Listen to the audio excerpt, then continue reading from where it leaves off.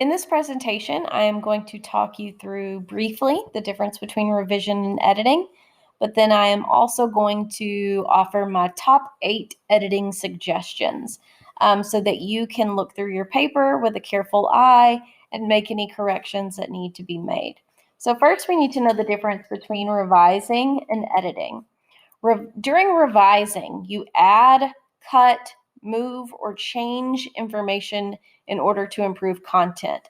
This is the meaning of your story, the wording of your story, what you decide to add or cut, move, or change.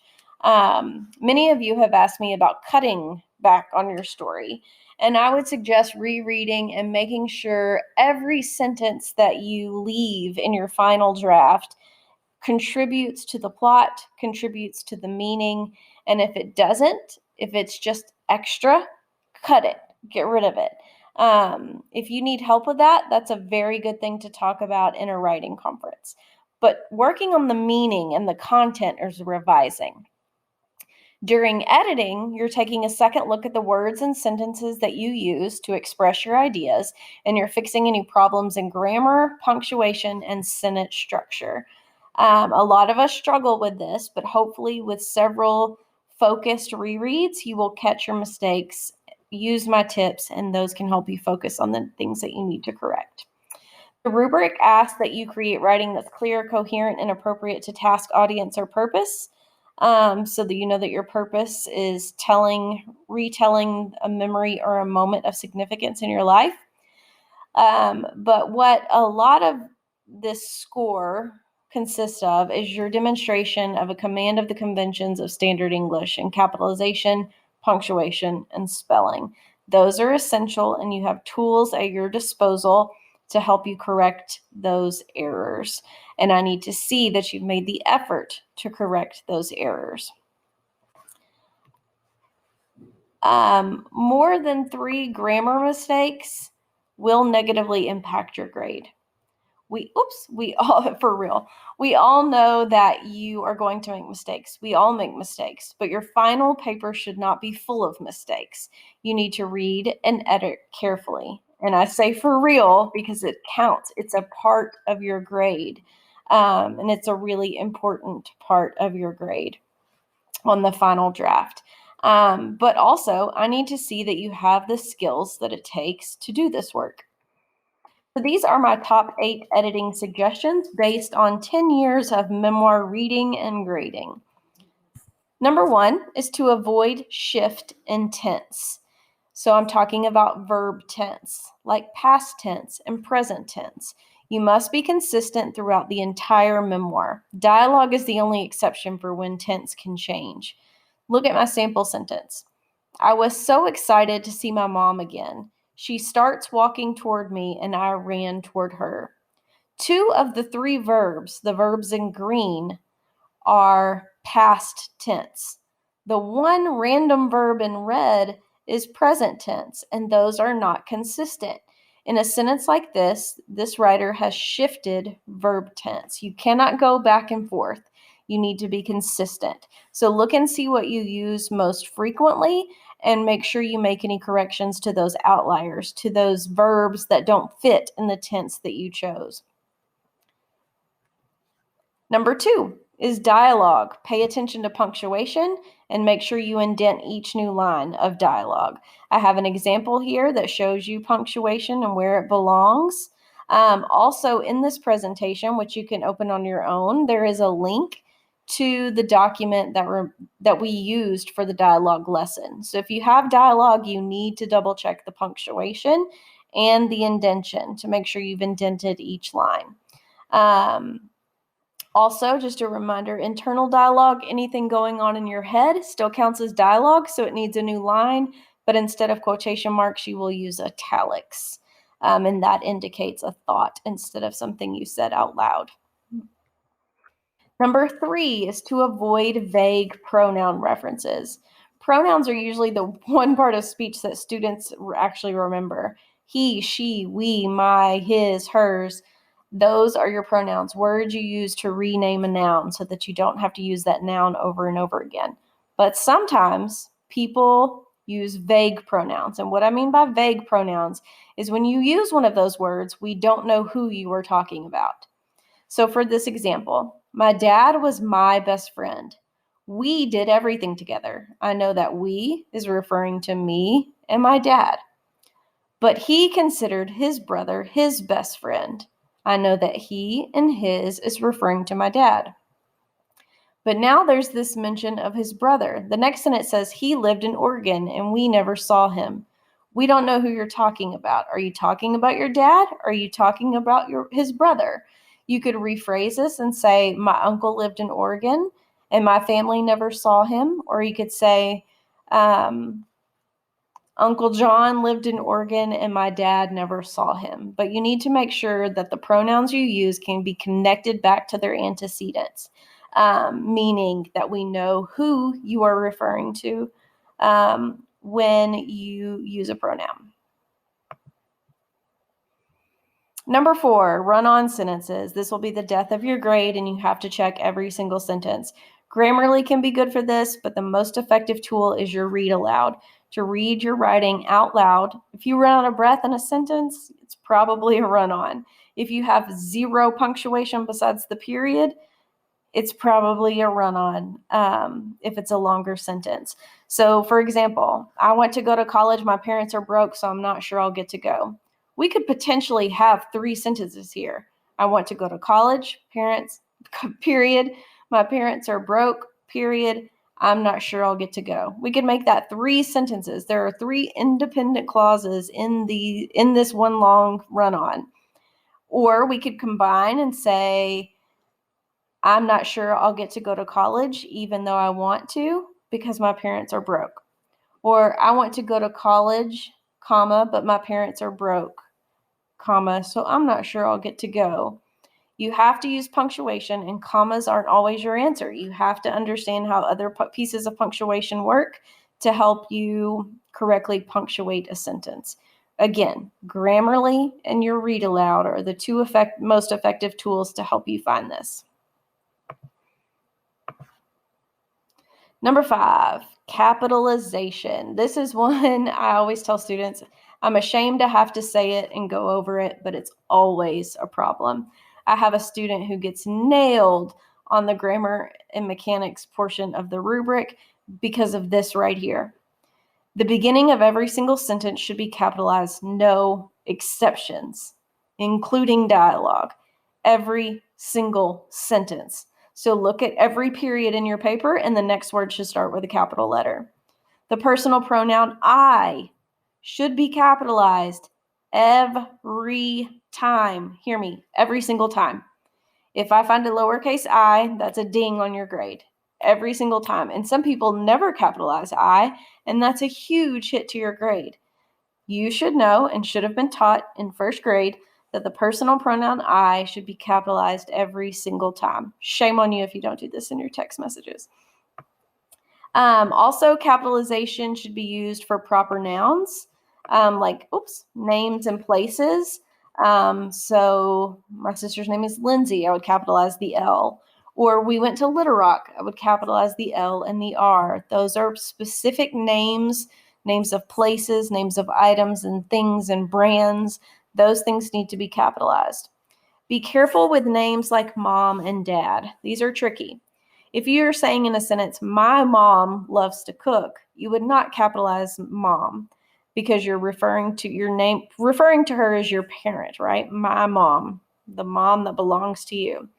But if you replace her name with mom, you would capitalize it. So mom loves to cook. I could replace mom with my mom's name. Karen loves to cook.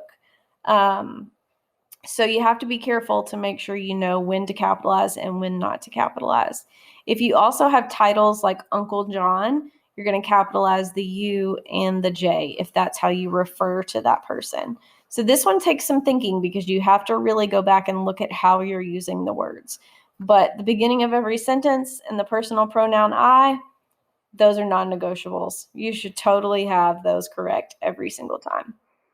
Spelling is tough, especially homophones, and those are words like it's and its.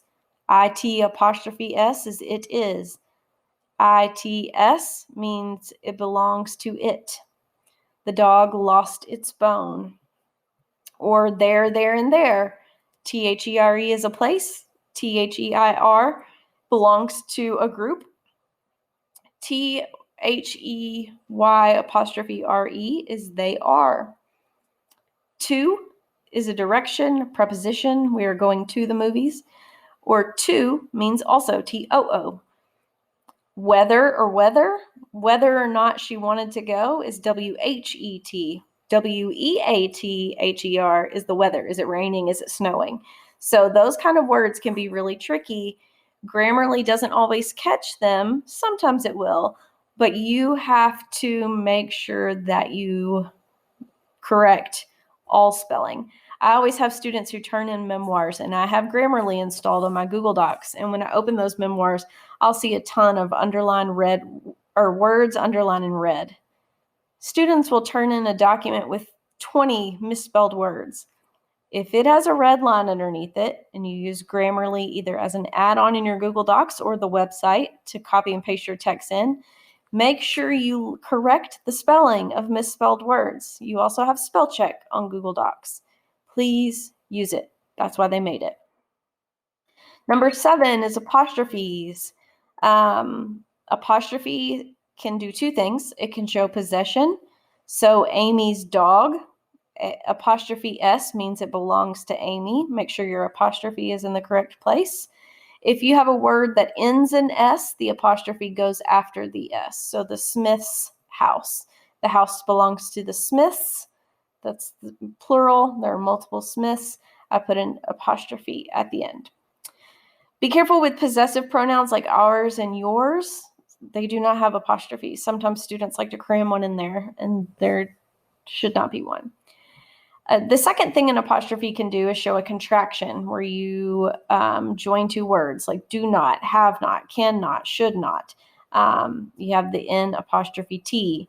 So make sure you use the apostrophe and that you don't put extra spaces in between the apostrophe and the final letter. And the last one is knowing the difference between intentional and unintentional fragments. Fragments are not completely barred from your memoir. Sometimes you can write a fragment intentionally for stylistic reasons. You like the way it sounds.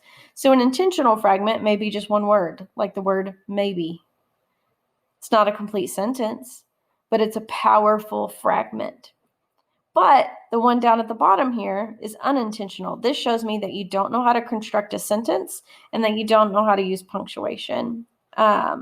Swimming through the clear blue water of the Caribbean. Who was swimming through the clear blue water of the Caribbean? You have no subject. It is an unintentional fragment. It shows me you do not know how to write a complete sentence. Every sentence has to have a subject and a verb. So go back and reread and make sure that is present in every single sentence. Intentional fragments are done for stylistic reasons, and those are excused. And I know as an English teacher when that's done on purpose and when it's done because you don't know better. And if I count you off on one and you have a good explanation for why you chose a fragment, we can have a conversation. But for the most part, you need to be very careful with fragments. So those are my top 8. What should you be doing now? Spend quiet time with your memoir. Put it away for a couple of days and come back and edit. If you are looking at it every single day for an hour a day, your brain is going to see what it wants to see. It's not going to see what's actually on the paper. So spend quiet time with your memoir, working sentence by sentence to identify mistakes. It's painstaking work, you guys. It takes a while. You are going to record a Flipgrid read aloud. I've never done this before, but I do make students read them out loud to themselves, like in the hallway when I have class in the building. No one will see your Flipgrid. I'm not even going to watch it. It is just a tool for you to record yourself reading aloud. It may be messy. You may sound kind of crazy because as you read, you're going to see mistakes. Correct them then, in that moment.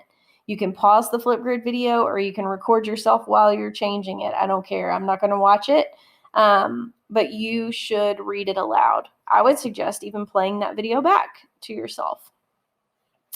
Then do a second read aloud, but this one, do it differently.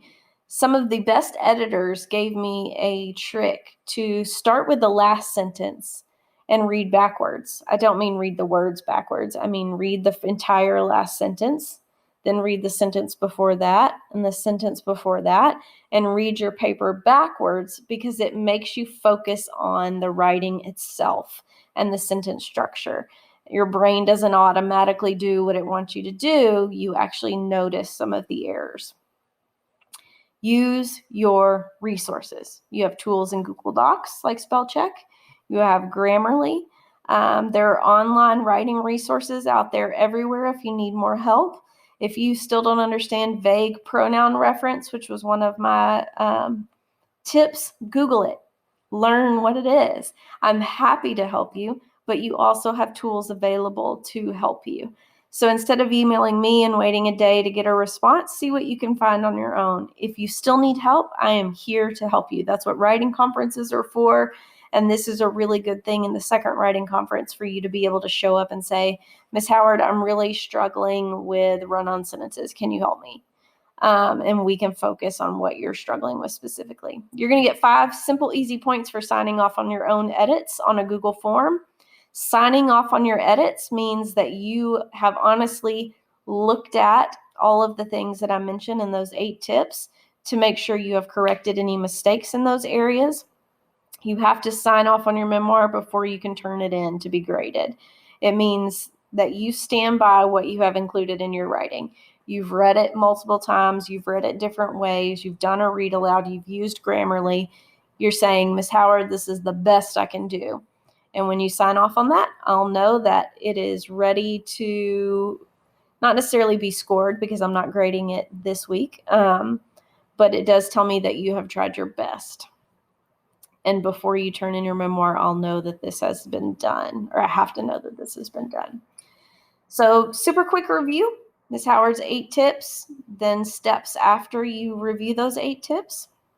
If you have any questions, please sign up for a writing conference. Email me. I'm happy to get back with you.